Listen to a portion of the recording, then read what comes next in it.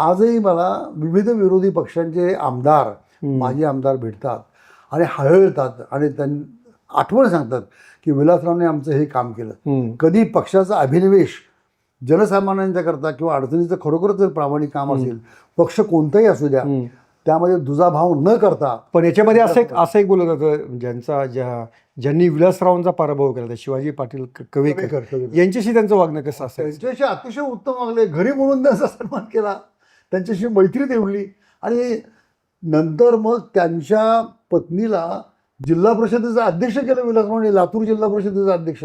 मनाचा फार मोठा माणूस हो, तुम्हाला सांगतो मी. असं मनाचं मोठेपण फार क्वचित लोकांच्या राजकीय जीवनामध्ये आढळते, ते विलासरावांचं वैशिष्ट्य आहे. अच्छा. कधीही शत्रुत्व म्हणजे आता गोपीनाथराव मुंडे विरोधी पक्षातले नेते आणि विलासराव यांची मैत्री, जुगलबंदी आणि सभागृहातल्या एकमेकाच्या विरुद्ध केलेली भाषणं ही इतकी गाजलेली आहेत की जेव्हा त्या दोघांचाही सन्मान झाला, सत्कार झाला, म्हणजे विलासरावांच्या हस्ते गोपीनाथरावांचा विरोधी पक्ष नेता म्हणून औरंगाबादला, त्यावेळेच्या संभाजीनगरला जाहीरपणे, तर त्यावेळी दोघांनी जाहीरपणे सांगितलं होतं की आमचा तिकीट लावून जरी कार्यक्रम ठेवला दोघांचा तरी लोक गर्दी करत. इतके त्यांचे शाब्दिक कोट्या टक्के टोमणे सगळे चालायचे. इतके मनातून मैत्री बघा, आपापल्या पक्षाच्या विचारांची निष्ठा कायम ठेवून सुद्धा वैयक्तिक दुजाभाव न ठेवता किती सुंदर तुम्हाला वातावरण ठेवता येतं. पण म्हणतो विलासरावांचं थेट असं राजकीय असं वैर शत्रुत असं कोणाशी नव्हतं, पण एक पक्षांतर्गत संघर्ष असायचा जो कधी काळी शिवराज पाटलांशी असायचा किंवा सुशीलकुमारशी, म्हणजे एक थोडंसं एक स्पर्धा म्हणूया आपण, संघर्ष स्पर्धाही नाही. असं असतं लोकशाहीमध्ये, शेवटी पक्षांतर्गत किंवा पक्षांच्या मध्ये स्पर्धाही असते किंवा गटबाजी असते, विचारांची भिन्नता. तर ते कार्यप्रणाली फरक असतो, कार्यप्रणालीमध्ये काही फरक असतो. हो. आणि त्यामुळे मतभेद होतात, पण मतभेद म्हणजे मनभेद नाही. म्हणजे जे यशवंतरावजी म्हणायचे त्याचे मूर्तिमंत वागण्यातलं चारित्र्य संपन्न व्यक्ती म्हणजे विलासराव. मतभेद असले तरी मनभेद असता कामा नये. आणि मनभेदाला त्यांनी व्यक्तिद्वेषाचं किंवा व्यक्तिभेदाचं, व्यक्तिसूडाचं रूप त्यांनी कधीच प्राप्त करू दिले नाही, कधीच नाही.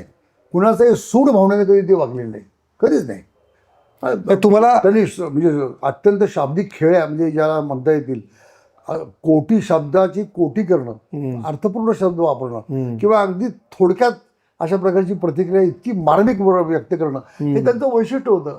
आणि हे कौशल्य पाहिजे सर्व नेत्यांना. बरोबर.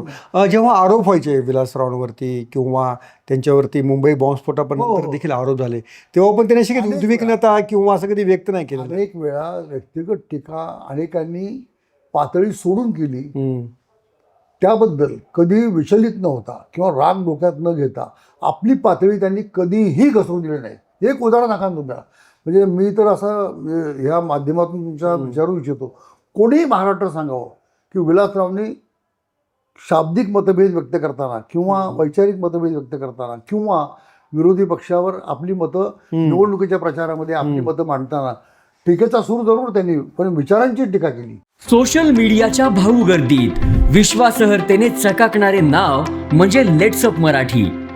सगळ्यांना, सगळ्या नागरिकांना ती स्पीच, ती लेट्सअप वरील मुलाखती म्हणजे विचारांचा खजिना. त्यानंतरच्या निवडणुकीमध्ये मला सोडून गेले. बातम्या केवळ वस्तुस्थिती सांगणाऱ्या, न प्रोपगंडा, फक्त जनतेचा अजेंडा. क्योंकि आने वाला कल जाने वाला है, जाने वाला कल आने वाला है. राजकारण, मनोरंजन असो की क्रीडा क्षेत्र, महाराष्ट्राची स्पंदने संवेदनशीलतेने टिपणारे माध्यम म्हणजे लेट्सअप मराठी. जगासोबत एक पाऊल पुढे राहण्यासाठी लेट्सअपचे ॲप, सोशल मीडिया आणि वेबसाईट सोबत कनेक्टेड रहा.